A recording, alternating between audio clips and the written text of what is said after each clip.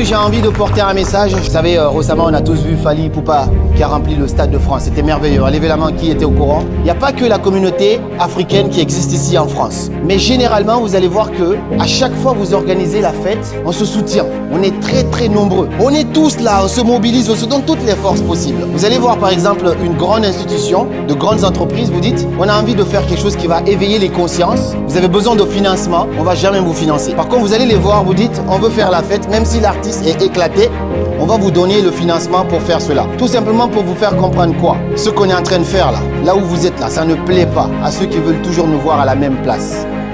Ça fait des années que la communauté africaine, la diaspora africaine est en France. Mais on n'est pas les seuls. Il y a la diaspora chinoise, il y a la diaspora américaine, il y a toutes les diasporas. Et bizarrement, les autres diasporas excellent, font des multimillions d'euros, se soutiennent pour bâtir des communautés, pour monter des entreprises. Nous, on se soutient uniquement pour aller danser et faire la fête. Et ça plaît à nos ennemis. C'est pour ça, vous voir mobiliser comme ça pour des événements autour de la lecture, de l'éducation, de la prise de conscience, de l'investissement, de l'entrepreneuriat, c'est de ça qu'on a besoin. Et c'est un combat qu'on mène. Donc soyez présents encore cette année, soyez présents encore l'année prochaine, tant que vous pouvez. Il ne faut pas laisser cet espace parce que la nature a horreur du vide. Si vous ne venez pas, si vous n'organisez pas des conférences comme ça, des événements, ceux qui abrutissent la population, et qu'on reste toujours derrière, parce que c'est la vérité, on est toujours cette diaspora africaine ici en France, on n'est pas les seuls, mais on est toujours derrière.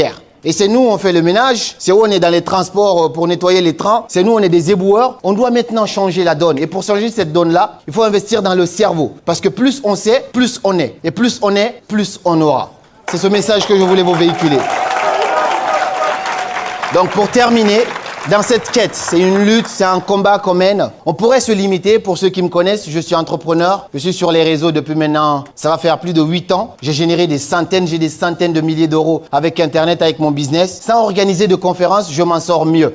D'ailleurs, j'ai pas à me casser la tête. Mais j'adore organiser des conférences. J'en ai fait des tas, plus de 50 conférences dans ma carrière. J'ai tourné dans beaucoup de pays en Afrique. C'est le seul combat qu'on mène. On se dit, on ne veut pas voir les Africains réunis uniquement pour faire la fête. On veut prouver au monde qu'on peut réunir les Africains pour parler d'idées, parler de projets, parler d'entrepreneuriat, parler de choses qui vont déranger ceux qui veulent toujours nous voir derrière. Personne de la diaspora, toute la journée du matin au soir, pour parler, cette fois, la thématique, c'est le digital au service de votre liberté financière. Avec ce téléphone, on peut regarder les gens danser, faire des challenges, tout comme on peut aussi s'en servir pour impacter, réveiller et aussi transformer sa vie et devenir une bénédiction aussi pour toute la communauté. 12 septembre, pour qu'on puisse envoyer un message à ceux qui veulent toujours nous voir derrière. C'était Karamo et comme toujours, suivez vos rêves.